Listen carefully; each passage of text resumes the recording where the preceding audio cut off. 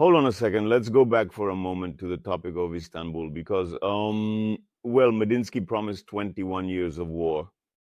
The Russians were supposed to understand this, hear it, and be chilled to the bone. But they're not chilled.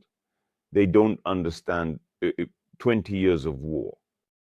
There simply can't be a different style to this war than what we have now.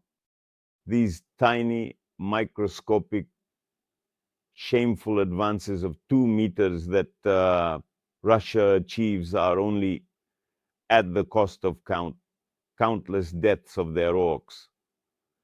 They have no other tactics, no other strategies, except for piling up corpses, and they never will.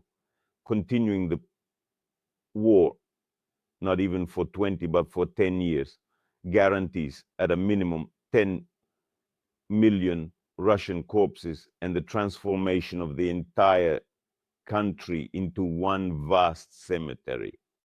Because as soon as the reserves are depleted, just one moment,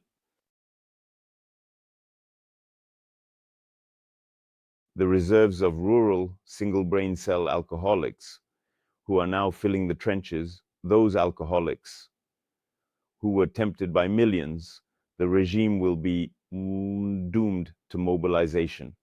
And then death will come knocking authoritatively at the doors of fashionable offices, nightclubs, glamorous parties, museums, theater dressing rooms, at the door of every apartment. And it won't be Elbrus or Mont Blanc rising up, but an Everest made of Russian corpses. And all these Medinskys smirking will keep spouting their state propaganda, sitting atop this Everest, their nonsense about the ability to wage war forever.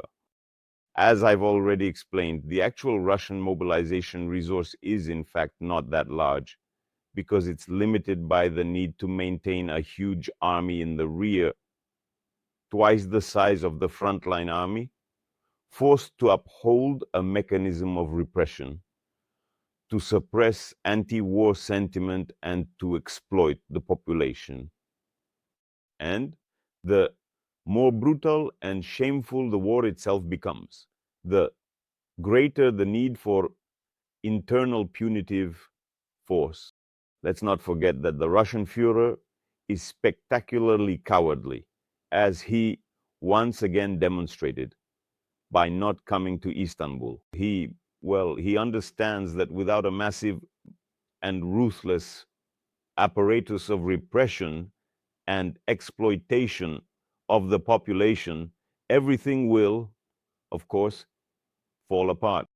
Well, I mean, it's clear that as soon as the war drains and ruins Russia, which is absolutely inevitable, then the world will break Russia's neck. There will be no more provide hope, no pity, no Bush's chicken legs or warm Canadian socks. No one is going to fall for that trick a second time in such a short period.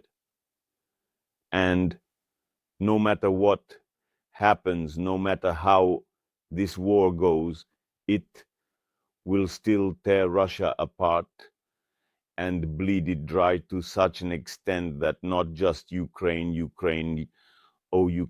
even Mongolia could take it with bare hands.